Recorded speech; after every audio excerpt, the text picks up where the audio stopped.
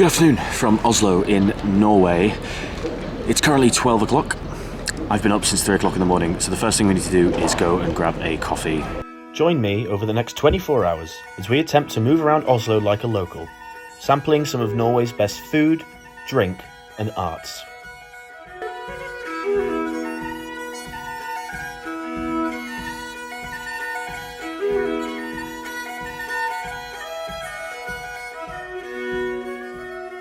Should point out that the place we're heading for a coffee this morning isn't just your average Starbucks. It's actually the second top-rated coffee shop in the world and the top-rated coffee shop in Europe. Oslo doesn't take coffee lightly. It's called Tim Wendelboe, and it's based around this famous barista who founded this coffee shop. It's a bit like a Michelin star of coffee shops. So let's go see what it's all about. So, what does the best-rated coffee shop in Europe look like? It looks like that. Do you know what? I thought it was going to be bigger, a bit more bolder, out there. This is quite humble. It's quite a humble looking building. Bit of a queue. Let's see if the coffee does all the talking.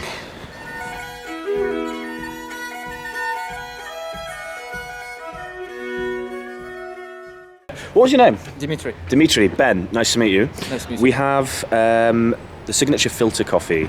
How did you call it? Geisha. Geisha. It's a type of coffee. Cheers. How do you say cheers in Norwegian? Or what do you say before Skål. you do? Skål. Yeah. Skål. Actually, it derives from. Some people say it derives from skull. Skål. No, because the head itself. Yeah. Oh, okay. So it's like. some people believe they drank from the skulls, Okay. and that's why skull. And that's why they say it. It's originally from the skull. There you go. You learn something new every day. Skål. It's really light, isn't it? It's actually quite nice. It's a geisha. Yeah. Geisha. It's supposed to be light. Yeah. Well, I bought a bag and it's in my bag. Ethan, that's coming for you, mate. Ethan's my friend in Glasgow I was talking to you about. So he'll be very excited. But yeah, this is great. Thanks for the recommendation. You're welcome. Dimitri, what a lovely guy. I got talking to him in the queue. I was kind of just asking some questions about the coffee shop itself, whether people go all the time, or whether it's just like a tourist place. And got talking to him, and yeah, really interesting fella. He's from the northwest of Russia, lived in Norway for about 20 years. He said that the coffee shop, Tim Wendelboe, is mainly tourists now, but he said that you still get a lot of locals that go, for example him, and they're very passionate and they kind of gatekeep the way that they make the coffee. They're very peculiar as well. So, for example, he was telling me this story of the last time he was there, a lady ordered an espresso and asked for a little bit of milk in her espresso, and they just flat out said no. So, yeah, obviously a strict way, but the coffee was lovely. It was really thin, really light, pleasure to drink. It's not like when you go to Starbucks and you get like a latte and they fill it with milk and cream and all of this. So, is it the best coffee I've ever had? Difficult to say. Definitely up there. But I thought the presentation was really nice. It was a nice place to be. I think people in there clearly like coffee and liked the environment. It was clean. Everyone was dressed nice. Yeah, probably one of the best coffees I've ever had. Well, after going for Europe's best coffee, we now need to go for Norway's best hot dog. We're heading to Kiosen, and it's a hot dog stand in the middle of the street, and it's officially rated Norway's best hot dogs. It's also labelled one of the cheapest eats you can get in Oslo, which is usually labelled as a really expensive city. So let's go try it out. Let's see if it's worth the hype.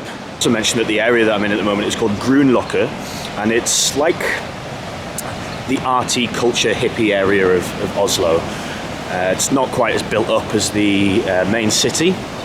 It's a little bit more down to earth, trendy, with a lot more local businesses rather than major chains. And this is where I'm going to be staying my 24 hours in Oslo. We'll get to the Airbnb soon, but let's go find something to eat first. Here's something. It rivals Newcastle for one of the hilliest cities I've ever been to. I'm earning this hot dog.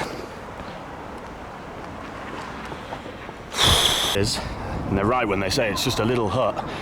It is literally tiny. Surely the best hot dog in Norway can't come out of that hole. Oh, let's go find out.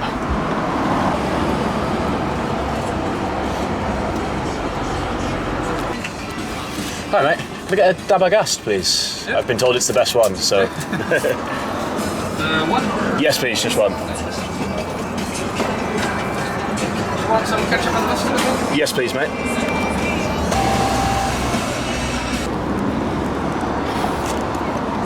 There we go. That cost me about £2 for this hot dog and a bottle of water. It's another recommendation off a local, which is great. They're really friendly here.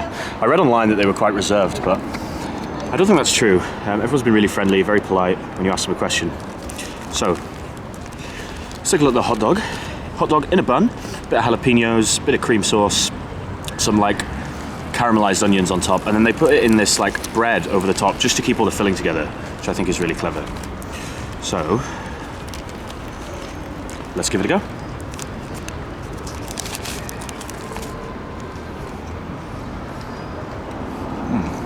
Wow. I mean, for £2 you can't complain anyway, but that's really good.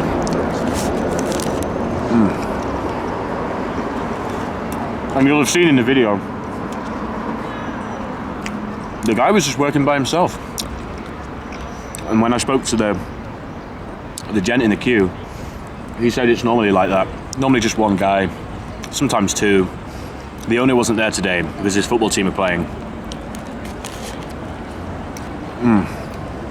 But his buddies sure does make a good hot dog.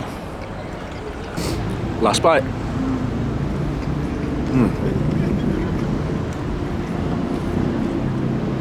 That's like a perfect lunch snack. If you live here, if you work here. Brilliant. And for £2, wow, really good. Okay, I'm watered, I'm fed. Let's go check out the Airbnb. So, I've picked up the key, and the flat should be just along here. Let's go see if we can find it. Looking for number 23. Ah, there we go, number 23. Okay. Don't know if it goes in the bottom or the top. Didn't work. Ah. Voila. We're in. Okay.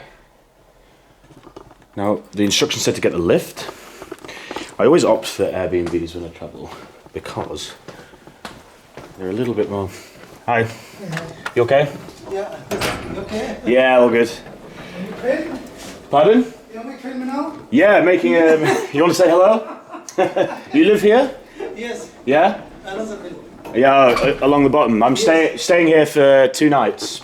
Oh, you come here one night? Yeah, 2 nights, yeah. Where you come from?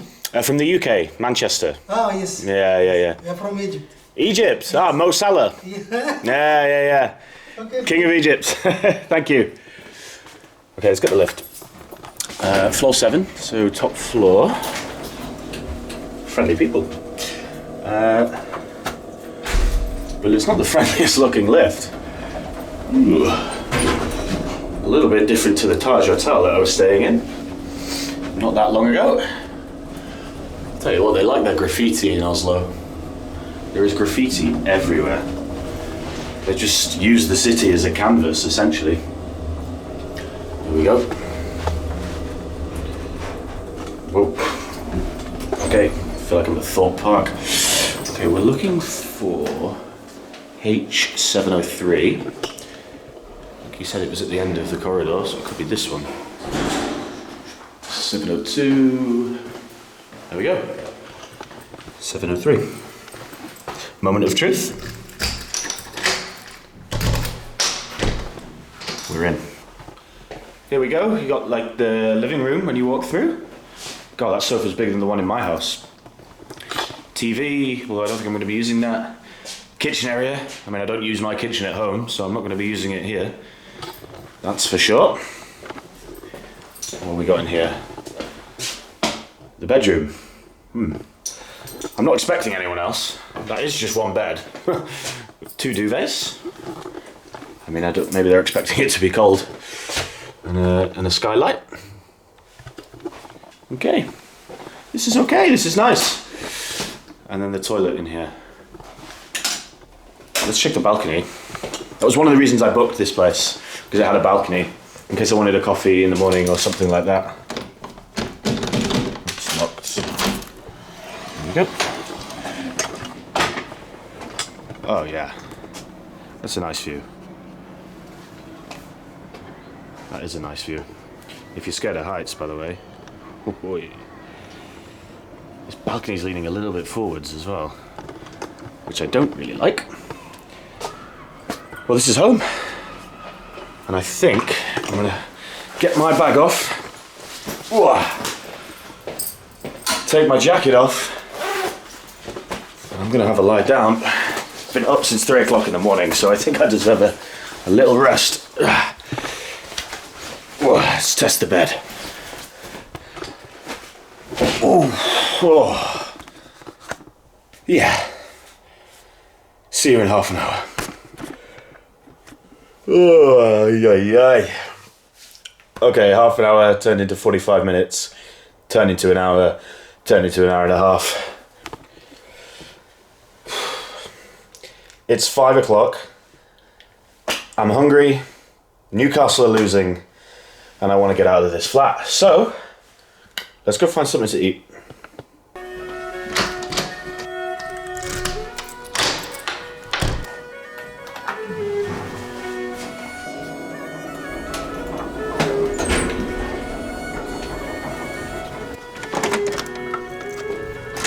So I braved it without a jacket. I thought I was getting too hot and sweaty in the jacket, walking around. It's quite a hilly city, so I'm just in the quarter zip for now. Now the place I've been recommended for dinner is by a friend of a friend, and it's like a food market. So it's like a building with lots of different food options and stalls, etc. And it's meant to be one of the most affordable places to eat. We're doing it Oslo on a budget, it seems. It's not on purpose. It just seems all the best places are the cheapest ones. That's what keeps getting recommended to me anyway. So it's called Oslo Street Food. I think it's called Street Food. Let's go check it out. Another thing I've noted just by walking along the streets is that there's actually an array of cuisine here. It's not just like Norwegian food or fish restaurants. There's a lot of Indian restaurants, a lot of Thai restaurants, Chinese restaurants. Indian are definitely the main like foreign cuisine here. And outside seating tends to be really popular as well, as you can see. Here I am sat outside Oslo Street Food. I've been sat here for about 2 or 3 minutes. I'll tell you what, it is quite a busy spot. Yeah, plenty of people that have been coming in and out. Ignore this line. It's for, been told, some kind of concert. Huh. They must be good. Okay, I'm hungry now, so let's head in and see what they've got to offer. Okay, here we are. So it's all one floor. Let's check it out. Got desserts, cocktails. Oh wow.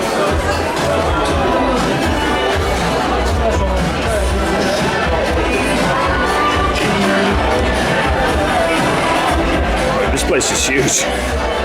Bloody vibrant, I'll tell you that.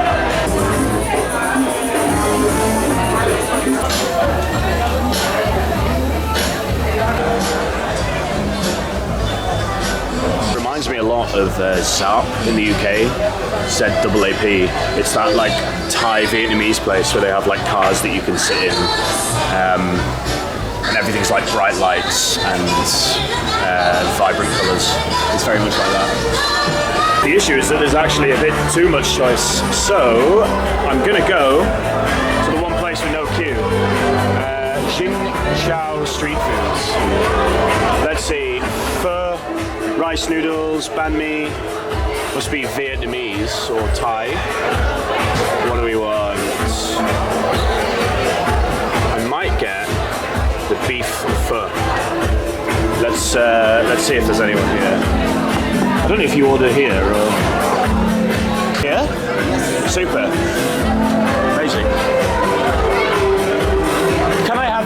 pho with beef? Yeah, sure. Yeah, perfect.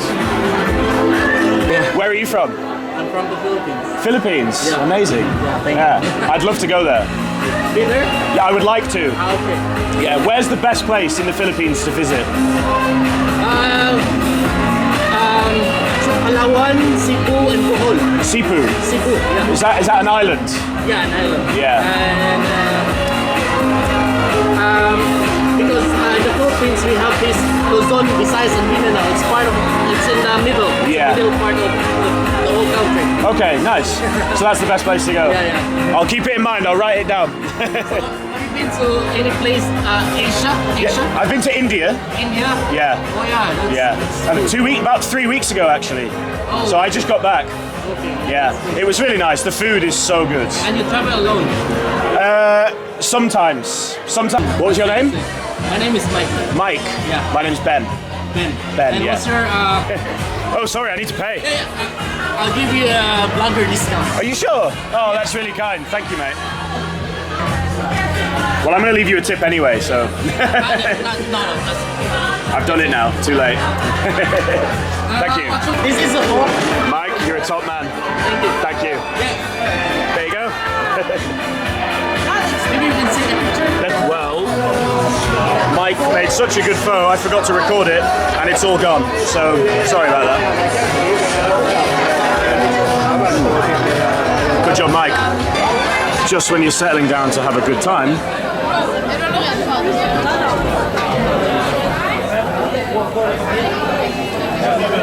Well, that was Oslo street food. Oslo street food, I think it was called. Yeah, it was lovely. But do you know what? I think the vibe in there was the nicest thing. Obviously, the food was great, but Mike was brilliant. And then I got talking to a couple from Scotland. Shout out Ian and Moira Cooper from Aberdeen. I was sat with them for about 30 minutes, 40 minutes, just chatting about life. And I think those are the raw experiences that you get when you travel alone, because you get speaking to just anyone and everyone. And you know, we essentially went through, in as little detail as possible, life stories. So yeah, it was a really nice experience. I enjoyed it there. Now I'm going to head down to the dock. I've not been yet. There's a few tourist attractions to see down there, and it's just a nice place to sort of chill out after a busy day in Oslo. So let's head down.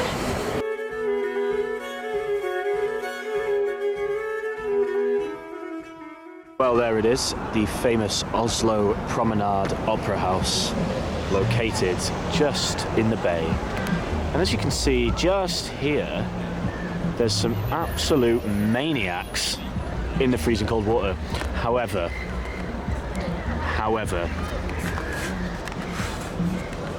I might do it. Tomorrow I might do it. I saw it online, it costs like £30. Yeah. It's like a sauna and then you can jump in, so I might give it a go. The city wasn't hilly enough already. They've added their own in. Just obsessed with hills here. Obsessed. It's like Newcastle on steroids. But we'll have a look. We're nearly there. I better get a good view.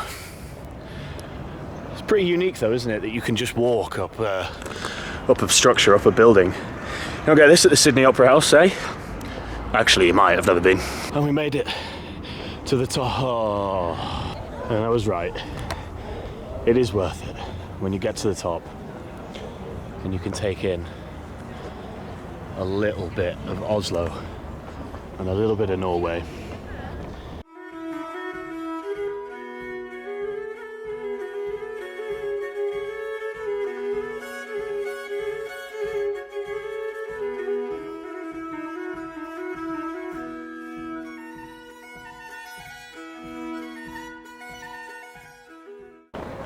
This has remnants of Chapati Beach in India. Just a really peaceful place to sit and take things in. It's not as hot, it's not as sunny, but it's just as peaceful. There's a lot of happy people around here taking photos, tourists with their families or friends that have finished work, and yeah, a nice place to be. And of course, the view helps.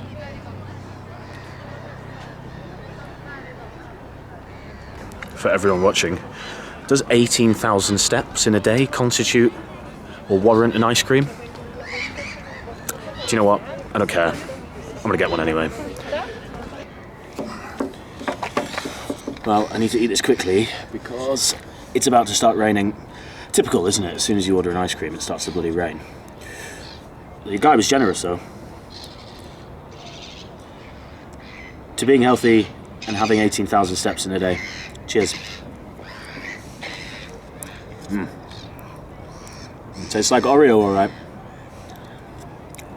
Is Oreo Norwegian? Might need to Google that.